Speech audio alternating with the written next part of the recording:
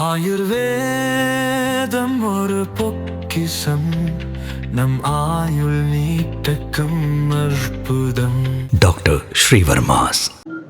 15 ஆண்டுகளுக்கு மேல் வண்டிகள் இயங்கினால் அதற்கு 12,500 இருப்பதை 33,040 இன்க்ளூடிங் ஜிஎஸ்டி செய்திருக்கிறார்கள். இது மிகவும் கண்டிக்கத்தக்கது.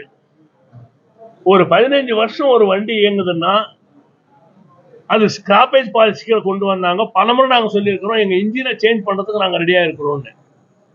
அதுக்கு இது வந்து அரசாங்கம் ஒத்துக்கல.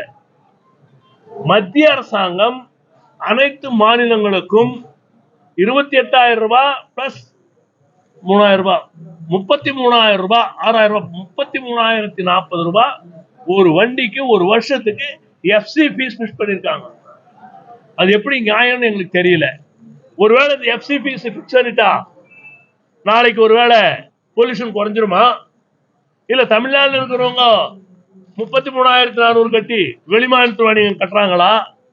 ஆல்ரெடி இதை பத்தி 11ஆம் தேதி நவம்பர் அனௌன்ஸ் பண்ணாங்க. 22ஆம் தேதியே இம்ப்ளிமெண்ட் கொண்டு வந்துட்டாங்க நவம்பர்.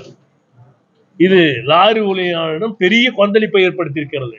ரூரல் இருக்கிறது, பிலோ பாவர்ட்டி இருக்கிறவங்க, சிங்கிள் வண்டி வச்சுட்டு இருக்கிறவங்க, ஆர்பர்ல ஓட்டுறவங்க, லோக்கல் ஓட்டுறவங்க, அப்புறம் நெல்லு அரிசி ஓட்டுறவங்க, அப்புறம் ரேஷன் ஓட்டுறவங்க, அவங்க கதி என்ன ஆகும்? வாழ்வா சாவான்ற பிரச்சனை ஆகும்.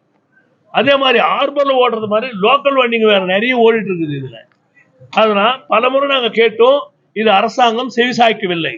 33,000 ரூபாய் எங்கிருந்து கட்ட முடியும்? 33,000 ரூபாய் கட்ட வேண்டிய காரணம் எதுன்னா, அடுத்த ஏடிஎஸ் பண்ண போறாங்க. அதுக்காக இவங்க கவர்மெண்ட் எங்கிட்ட வாங்க வேண்டிய பகல் கொள்ளை. இதை நாங்கள் வன்மையாக கண்டிக்கிறோம். இது நம்மளுக்கு மாத்திரம் இல்ல, ஸ்கூட்டர், கார், பஸ் எல்லாருக்கும் உண்டு. கவர்மெண்ட்ல லட்சக்கணக்கான வண்டி இருக்குது. அந்த வண்டி ஏன் இமிடியேட்டா நீங்க ஸ்டாப் பண்ண மாட்டேன்றீங்க? உடனடியா ஏன் பிரைவேட் மட்டும் பண்றேன்னு சொல்றீங்க? அது எப்படி நியாயம்? ஆகையால் நாங்கள் இதை வன்மையாக கண்டிக்கிறோம். இந்த மேனுபேக்சரோட சேர்ந்து கொண்டு மத்திய மாநில அரசுகள் இரண்டுமே இது போல ஒரு களவாடி தரத்தை பண்ணி எங்க மேல 33,000 ரூபாய் போட்டிருக்காங்கன்னா எப்படி கட்ட முடியும்? நாங்க ஆண்டுக்கு 33,000, அந்த வண்டி விலையே 1,50,000, 1,20,000. கூட்ஸ் ஷெட்ல ஓடுற வண்டிங்க விலை இது. அதனால தென் மாநிலத்தில் வந்திருக்கின்ற தமிழ்நாடு மாநில தலைவர் தன்ராஜ் அவர்களும், ஆந்திர மாநில தலைவர் கோபால் நாயுடு அவர்களும், தெலுங்கானாவை சேர்ந்த பிரசாத் அவர்களும், கேரளாவை சேர்ந்த சமீர் அவர்களும், ஸ்டாலின் அவர்களும், அதே போல பாண்டிச்சேரி செந்தில் அவர்களும் பல பேர் இந்த கூட்டத்தில் கலந்து கொண்டு, குறிப்பாக வேலூர் லோகநாதன் அவர்கள் அனைத்தும் கலந்து கொண்டு ஒருமித்த கருத்தா இன்று வாழ்வா சாவா என்று போராடி கொண்டிருக்கின்ற லாரி உரிமையாளரை காப்பாற்றிய தீர வேண்டும் என்ற எண்ணத்திலே 9ஆம் தேதி இரவு 12 மணி முதல் ஒரு காலவரையற்ற வேலை நிறுத்தம், அதாவது அனைத்து கூட்ஷெட் மூடப்படும், அனைத்து ஆர்பர்ல ஓடுற எல்லா வண்டியும் நிக்க வைக்கப்படும். அதனால டெல்டாவில் ஓடுகின்ற நெல் அனைத்து பொருட்களும் நிறுத்தப்படும்.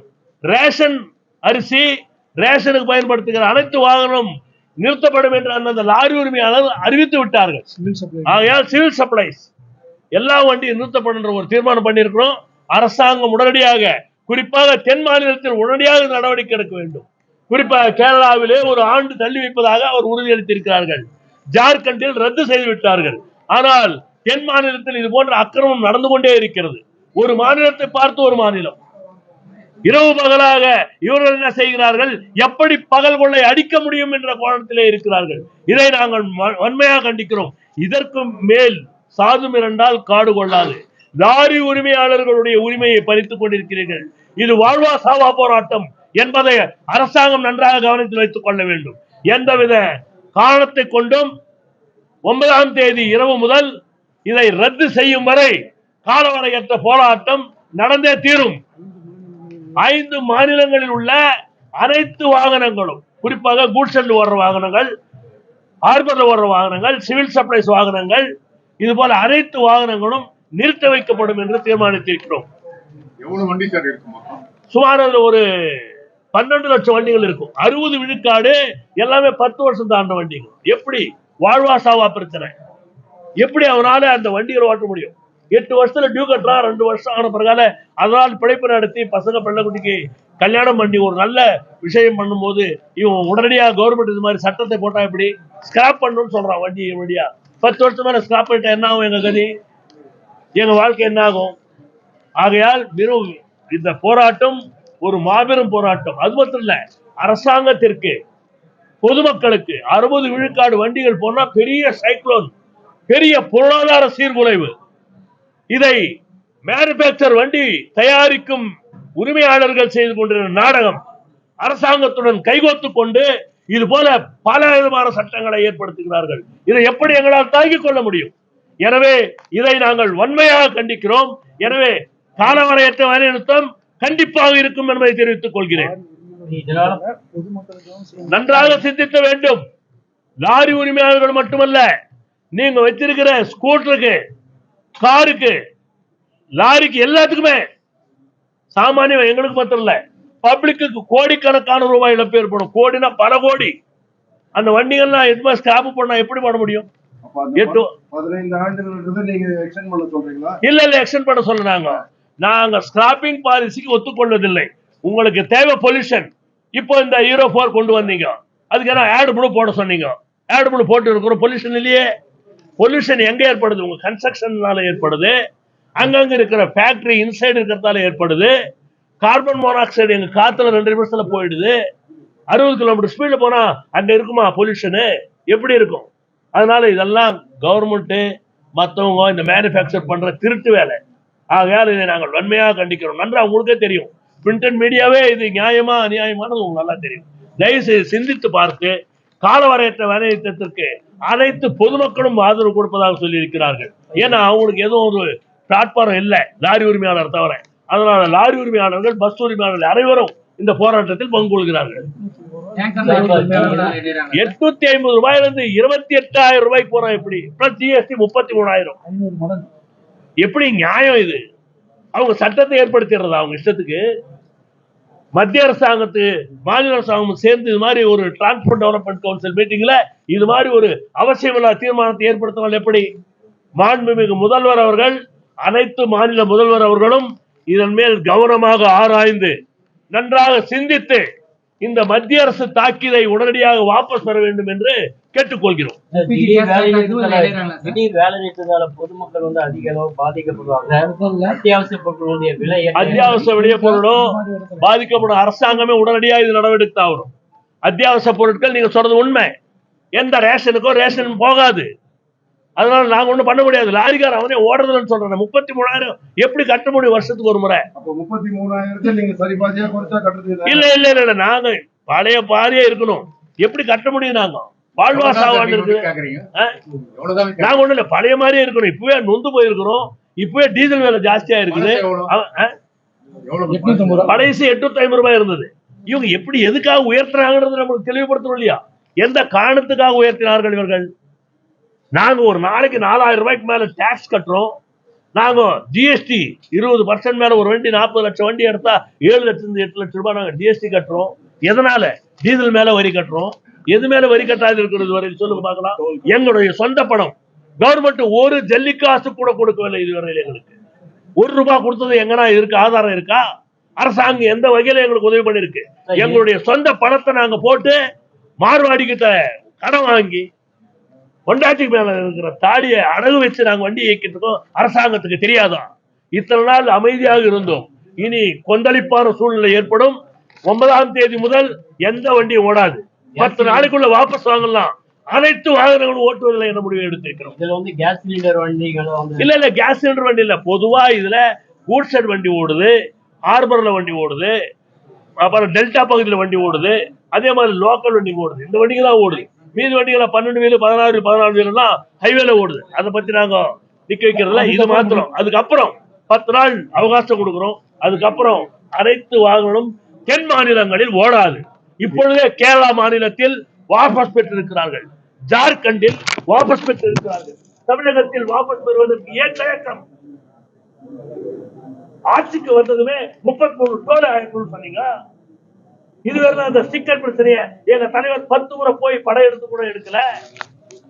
அது மாதிரி எத்தனை பிரச்சனை இந்தியாவில் இல்லாத பிரச்சனை இங்க. அதே மாதிரி கர்நாடகத்தில் பிரச்சனை. அதே மாதிரி பார்டர் செக் போஸ்ட் எத்தனை வருஷமா சொல்லிட்டு இருக்கிறோம். இந்தியாவில் இருக்கிற அனைத்து பிஜேபி ரூலிங் மாநிலத்தில் பார்டர் செக் போஸ்ட் எடுத்தாச்சு. போற வாரம் தெலுங்கானால எடுத்துட்டான். இன்னும் இங்க தமிழ்நாட்டிலும் கர்நாடகாவில் ஏன் எடுக்கல? பகல் கொள்ளை. ஒவ்வொரு டோல்கேட்ல ஒரு நாளைக்கு 1 கோடி வசூல், ஒரு நாளைக்கு 2.5 கோடி அநியாயமாக லஞ்சம் பெறுகிறார்கள் கர்நாடக மாநிலமும் தமிழ்நாடும். எனவே உடனடியாக அதையும் ரத்து செய்ய வேண்டும் என்ற கோரிக்கையை வைத்திருக்கிறோம். ரேஷன் அரிசி எடுத்து செல்வது கூட முடியாதுன்னு சொல்றீங்க. அது வந்து மக்களுக்கு பாதிப்பு ஏற்படுத்தும், மக்கள் ஆதரவு வேணும். எங்க பாதிப்பு மக்களுக்கு கூட எல்லா வண்டி ஸ்கூட்டர்ல இருந்து எல்லாத்துக்குமே இருக்க, இதே மக்களுக்கு தானே சேர்ந்து அவங்களுக்காக பண்றோம், எங்களுக்காக பண்றோம். மக்களுக்காக மக்கள் ஏற்படுத்தியிருக்கின்ற இயக்கம் இது. எனவே லாரி உரிமையாளர்கள் எந்தவித காரணத்தை கொண்டும் வாபஸ் பெறுவதில்லை என்ற தீர்மானத்தை எடுத்தாகிவிட்டது. மத்திய அரசு டீசல் விலை இன்னும் குறையணும்னு நினைக்கிறீங்களா? மத்திய அரசு இல்ல, மாநில அரசு. மத்திய அரசு டீசல் விலை இன்னும் குறையும். மத்திய அரசு டீசல் விலையை குறைப்பதற்கு தயாராக இருக்கிறது. இதில் எந்த மாநில அரசும் ஜிஎஸ்டிக்குள் டீசல் கொண்டு வருவதற்கு தயாராக இல்லை. சென்ட்ரல் கவர்மெண்ட் ஸ்டேட் சென்டர் மேல இவன் சொல்லிட்டு நாளைக்கு ஜிஎஸ்டியில இருந்து விதிவிலக்கு கொடுக்கிறோம் என்று தலைவர் ஸ்டாலின் அவர்களும் கர்நாடக மாநில சித்தராமையா அவர்களும் பினராயி விஜயன் அவர்களும் தெலுங்கானாவில் இருக்கின்ற சந்திரபாபு நாயுடு அனௌன்ஸ் செய்யட்டுமே, யார் வேணாண்டாங்க. இதெல்லாம் பகல் கொள்ளை. மாநில அரசாங்கம் ஒத்துக்கொண்டால் 24 மணி நேரத்திலே டீசலை 20 ரூபாய் குறைப்பதற்கு தயாராக இருக்கிறோம் என்று மத்திய அரசாங்கம் பலமுறை அறிவித்திருக்கிறது. மாநில அரசாங்கம் அதற்கு ஒத்துக்கொள்ளவில்லை. நன்றாக நீங்கள் சிந்தித்து பார்க்க வேண்டும். இதனால் மத்திய அரசாங்கத்தின் மேல் மாநில அரசாங்கம், மாநிலத்தின் மேல் மத்திய போட்டு எங்களை வஞ்சிக்கப்பட்டு பிச்சைக்காரராக பண்றதுக்கு உண்டான சூழ்நிலை ஏற்படுத்தியிருக்கிறது. லாரி உரிமையாளர் மிகவும் கொந்தளிப்புடன் இருக்கிறார் என்பதை தெரிவித்துக் கொள்கிறேன். வாழ்வா சாவா என்ற போராட்டம். ஒரு பக்கம் சுங்க சாவடி, பல 1000 கோடி வசூல் செய்து இதுவரை சுங்க சாவடி அகற்றவில்லை. 60,000 கோடிக்கு காலாவதியான சுங்க சாவடியை மத்திய அரசாங்கம் எடுத்துக்கொண்டு அதை மறுவிற்பனை செய்து கொண்டிருக்கிறார்கள். எப்படி நியாயம்? எந்த பொதுமக்களுக்கு எவ்வளவு இதனால் இழப்பு ஏற்படுகிறது என்பதை சிந்தித்து பார்த்தார்களா? எனவே முதல் போராட்டமாக இதை அறிவித்திருக்கிறோம். இன்னும் வரும் காலங்களிலே சுங்க சாவடி மீது போராட்டம் கண்டிப்பாக தொடரும். டீசல் மீது ஜிஎஸ்டியில் கொண்டு வரும் என்று தென் மாநிலத்தில் இந்த போராட்டம் தொடரும் என்பதை தெரிவித்துக் கொள்கிறேன். அதெல்லாம் சும்மா நீங்க சும்மா அதெல்லாம் விஷமத்தனமான பிரச்சாரம். நாளைக்கு எந்த வண்டி ஓடுதோ பாருங்க. 9வது இருந்து எந்த வண்டி ஓடாது. எந்த இதுக்கு முன்பு காலவரத்தை நேரத்தை பார்த்திருக்கிறீர்கள் நீங்கள். எனவே இது கடுமையான போராட்டமாக இருக்கும் என்று தெரிவித்துக் கொள்கிறேன். இதுக்கு முன்னாடி இப்போ இந்த நடுவில் சிஎம் கூப்பிட்டு பேச்சுவார்த்தை நடத்துறதுக்கு நீங்க போக தயாரா இருக்கீங்களா? ரெடியா இருக்கிறோம். எப்ப வேண்டாலும் சிஎம் கூப்பிட்டு நாங்கள் போட தயாரா இருக்கிறோம். 4 ஆண்டுகளாக 3 ஆண்டுகளாக முயற்சி செய்து கொண்டிருக்கிறோம். மாண்புமிகு முதல்வர் அவர்கள் இதுவரை எங்களை அழைத்து பேசவில்லை. கர்நாடக மாநிலத்திலே அழைத்தவுடன் கூப்பிடுகிறார்கள், சென்று பேசுகிறோம். ஈஸ்வரா அவர்கள் நேற்று கூட சந்திரபாபு நாயுடு அவர்கள் சந்தித்திருக்கிறார். தயவு செய்து இதற்கு முன்பு இருந்த அரசு காட்டாட்சி என்றுதான் திராவிட முன்னேற்ற கழகத்துக்கு அனைத்து லாரி உரிமையாளர் வாக்களித்தார்கள். ஆனால் இப்பொழுது நண்டு கொண்டிருப்பது என்ன? எங்கள் மாநில தலைவரை அழைத்து உடனடியாக இதற்கு பேச்சுவார்த்தை நடத்துவதற்கு என்ன காரணம், என்ன ஏன் அழைக்கவில்லை என்பதை தான் நாங்கள் கேட்கிறோம். அழைக்கிறாரோ அழைக்கவில்லையோ அவருடைய விருப்பம். எனவே லாரி உரிமையாளர்களுக்காக கடுமையாக போராடி கொண்டிருக்கிற நேரத்திலே தயவு செய்து உடனடியாக அரசாங்கம் இதை வாபஸ் பெற வேண்டும் என்று கேட்டுக்கொள்கிறோம்.